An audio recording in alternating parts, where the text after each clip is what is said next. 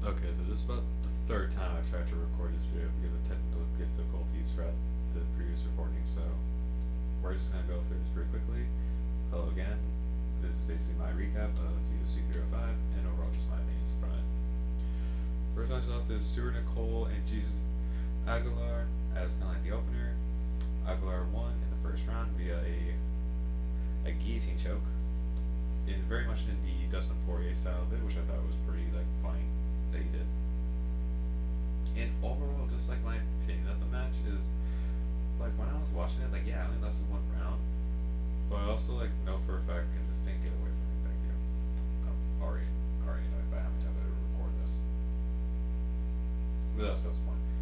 But like if I were to look at this match, were to have gone further, I think Stewart would have won the first round because he got more strikes, got a takedown, landed more significant strikes. However, it was just like, but like Jesus Aguilar, he just got the submission and he was able to work with him. So overall, pretty good opener. And overall, like I had him winning in the first place, so got that prediction right. Man could like guess because same nationality, so that's the point. Yeah, I don't need this. Okay, so yeah, don't need this. Don't need this. Okay. A lot of time goes with some of as you can tell. It's kind of annoying. So,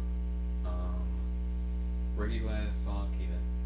This was an absolute bloodbath the entire fight. Song Keenan left like a huge mark on like the temple of like Ricky Glenn. It was like right here. It was like the size of like a big tennis ball. Like it was huge. This guy has power behind like his strikes the entire time. And like overall, like he was like standing behind his striking. Ricky Glenn tried to constantly go for like takedown attempts to try to like neutralize him because it hurts. Like I know I bet is there are times where he got him wobbling a lot and it was just brutal the whole time. But it was like a good type of brutal. Overall, this was like a very entertaining match, and I had Ricky Glenn winning because of, and in terms of my prediction, because I thought that the wrestling would have neutralized the striking advantage. However, like Song King was doing really impressive takedown defense, and just kept the match standing. It just was just pounding, just pause, but like pounding his fist into like the temple of Ricky Glenn. And overall, it was a very entertaining fight.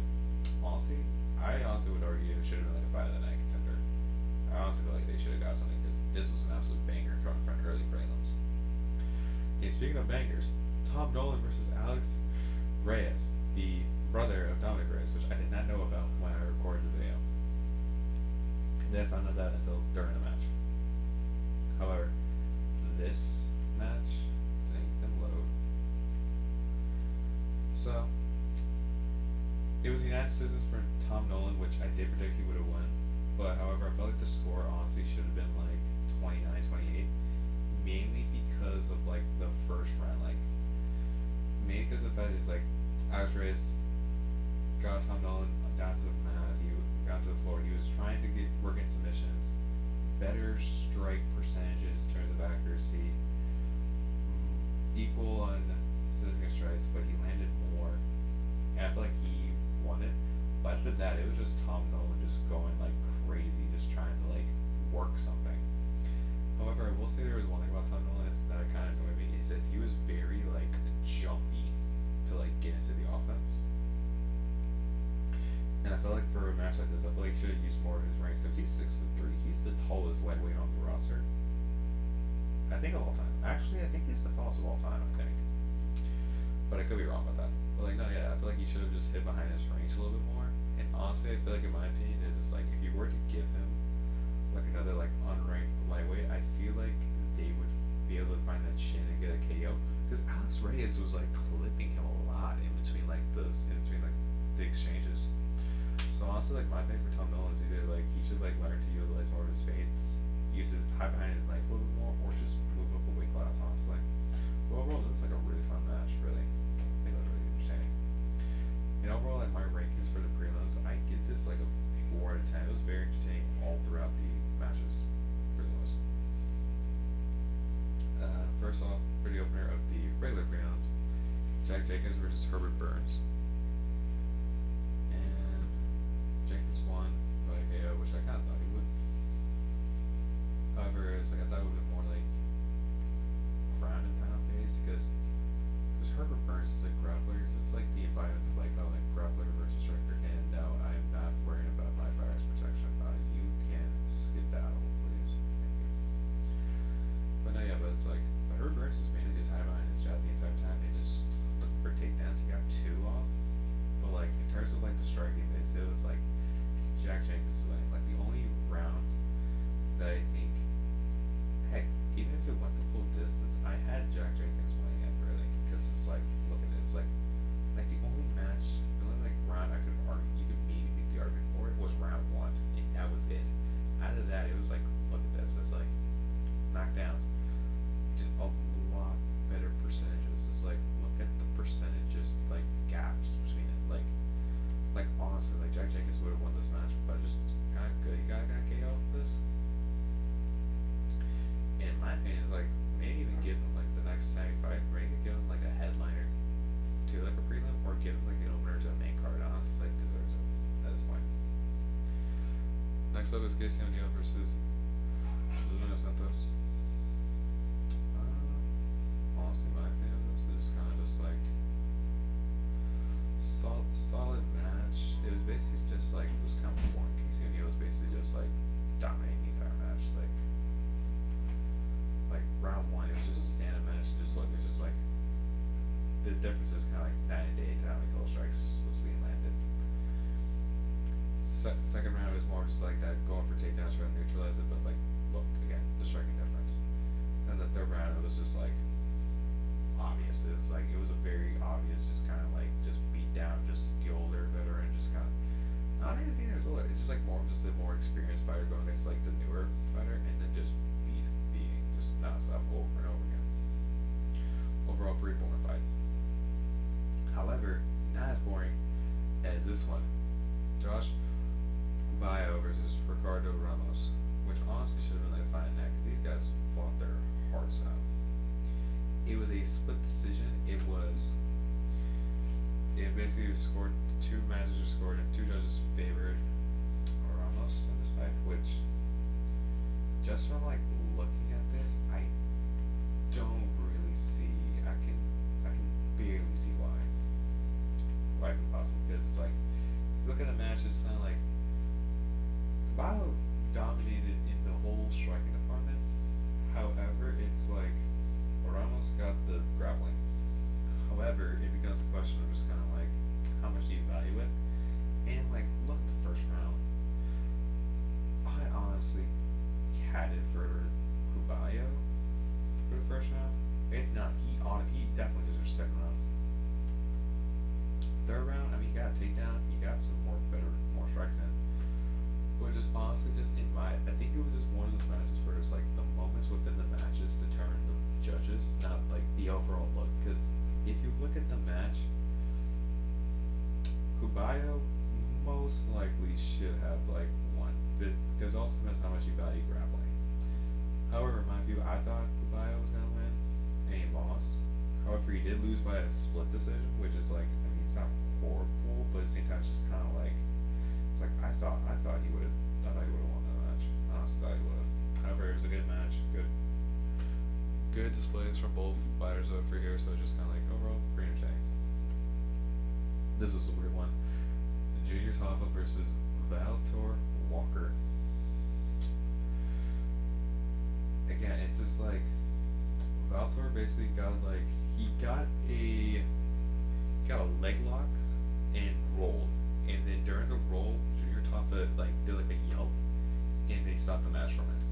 Which, personally, in my opinion, it's like they counted it as like a, not like a, like kind of like a indirect tap, which makes sense because you don't want his leg to get broken.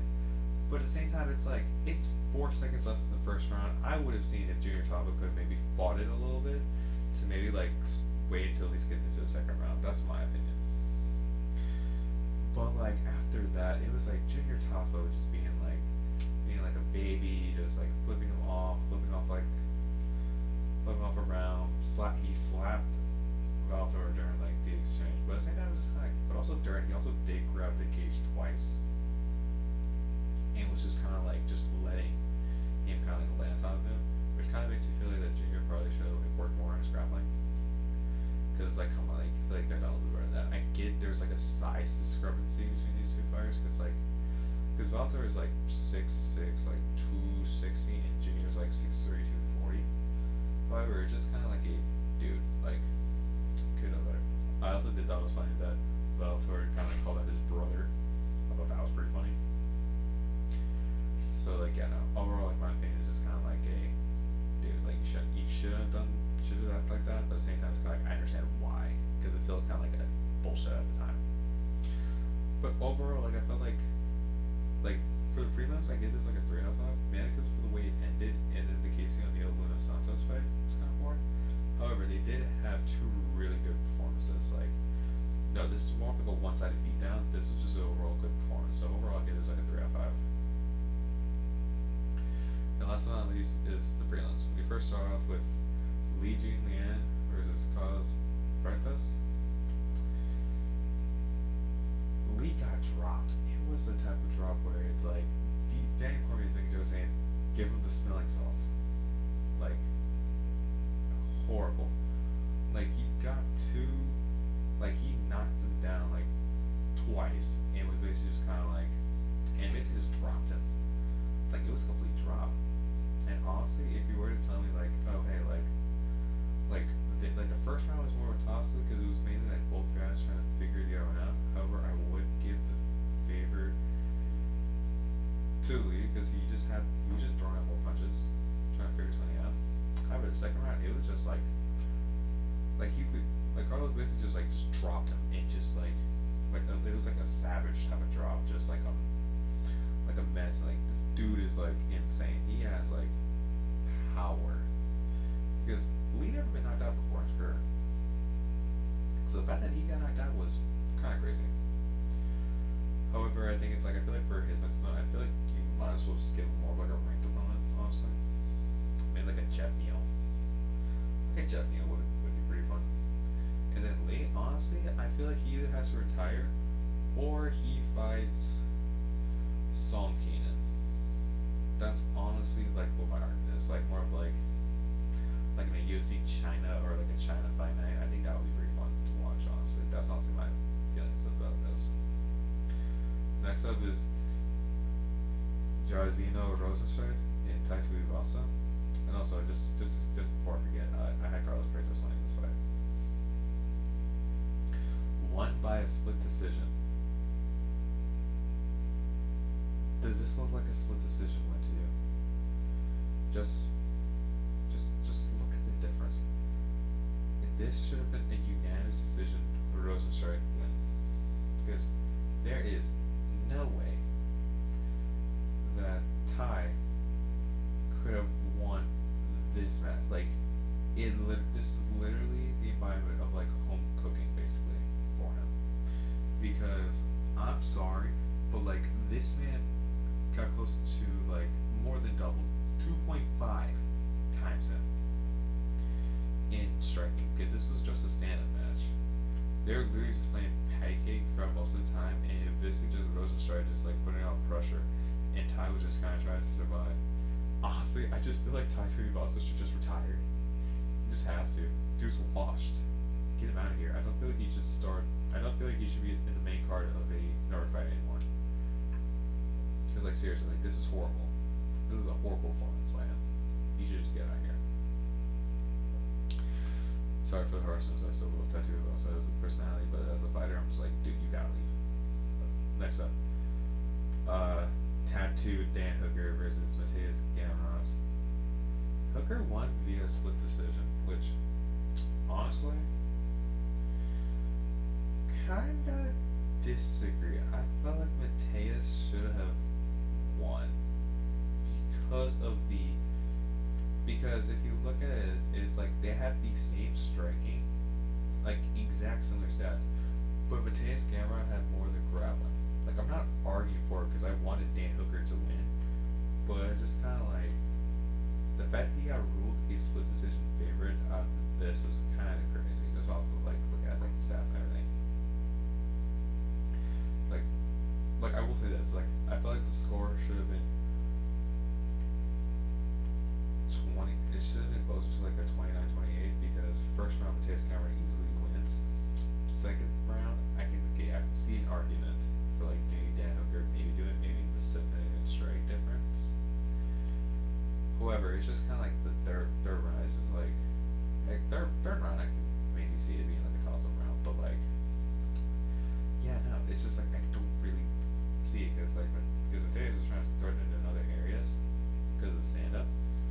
However, like I'm not disagreeing with like I like the fact that Dan Hooker won because I think Mateus Gamrot honestly like for just the way he just like fights and just kind of like just kind of like look at it just like I'm just gonna pull this up like Mateus Gamrot basically just like his last fight no he fought Congressly but just kind of like he fights like semi frequently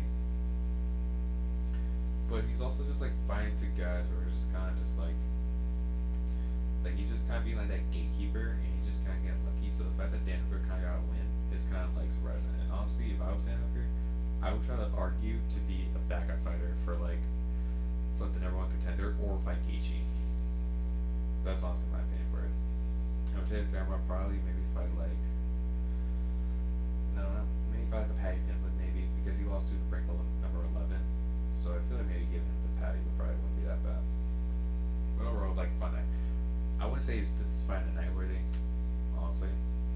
Don't think it should have been. Because I feel like you'll understand later. Next fight. Kai Kara France versus Steve Urquhart. First of all, this man has like 12 knockout wins. Yes, he has 12 knockout wins as a flyweight. That's pretty crazy. I completely forget about that fact. But like Steve Urquhart basically walked into like the punch that basically sent him down, and just like honestly, I was just kind of like I wanted him to win. Like I like Urquhart. I wanted him to win because I'm sorry because it's like Kai Kara France was just like a little bitch for like the mental cap situation, and I wanted him to get decked for it. I wanted him to basically get beat up for it because it's kind of like dude, it's like. Can't be talking all that, pull out, and then basically let Menachem basically dog walk you in his post fight like interview. Like come on. Like Steve Urquhart deserves better than to get violently KO'd by this. And like the media is basically saying like we got fraud check. Dude lost to the champion and basically got like an unlucky KO. Loss. He's not a fraud. He still deserves to be high up there in the rankings. And honestly, in my opinion. Feed Kai Kara France to either Pantoja or give him like Brandon Moreno or some shit like that. That's honestly what my opinion is. Overall, like I find this match pretty annoying because I was just kind of like, dude, because Kai Kara France is basically just hit him with like the media's hookup I've ever seen, and it just got lucky. That's also what it is. Last up, the kind of like the middleweight fight. Dricus Du Plessis won. And kept his belt, so he's gonna be fighting Strickland next, no matter what. And in my opinion, this was honestly a very entertaining fight. However, I will say, first round I had Dricus, second round I had Dricus, third round I had Izzy. I had it 2-1 Dricus going into the fourth, and if the fight were to continue, like I think Dricus would have won the fourth round too. Because this was a pretty entertaining fight. Like Dricus basically gassed himself in the first two periods, and then just let that dog out and just kind of like just worked and just hustled his way into getting like this win. Which honestly, I feel like he deserves it. Because this man's name has been dragged through the mud for the media for his claim of being the first like African champion. And the thing is, I don't understand is like he basically was making it like a cultural thing. Like that was the thing, not ethnically. Because if it was an ethnical thing. Then he wouldn't open his mouth because obviously it's like Izzy would have had that title on lockdown. But personally, I feel like Francis was the first true African king. But like that's the point. But no, Dricus basically was arguing that it was like more of a cultural thing, and I think that makes sense. I feel like if you were looking through that lens, I feel like yes, no, he definitely deserves it, really. But yeah, no, but it was a really good win for Dricus, getting a submission win over Izzy, which he never been submitted in his career until now. So I thought that was nice. And overall, like my opinion of it is like after the match was kind of like Izzy basically tried to like one up Dricus by basically like faking a retirement, because just the way he was acting, it was just kind of like, dude, relax. Like even Dricus during his speech was telling him to calm down. Like, come on, dude. Like, be more, like just be more mature about it. Don't be childish. And there also was like a post afterward about Asper looking at basically like looking away from the TV as Dricus holding the belt and he was talking about I may move down to 185. If that's the case, then I would be concerned because Dricus is gonna get fucking rocked. He's gonna get KO'd. But like either way, I think it was like pretty entertaining fight. I liked it. I thought this should have been the fight of the night in my opinion. And overall, like pretty fun. Overall, if I were to give a rating out of 5, I would also give this a 4 out of 5 because this is a little boring. And this is just frankly just because the guy I wanted to win really, really badly lost, and by like the worst way possible. So like that's why I give this a 4 out of 5. And overall, like as a total for the card, I give this personally a 4 out of 5 too. Very good card, honestly, overall. And just like yeah, no, that's about it really for this review. The next time we'll be talking about this will be during the UFC like fight night, so be on the lookout for that. And hopefully you enjoy the content. Make sure to like and subscribe for more videos, and I'll catch you guys later. Later, everyone.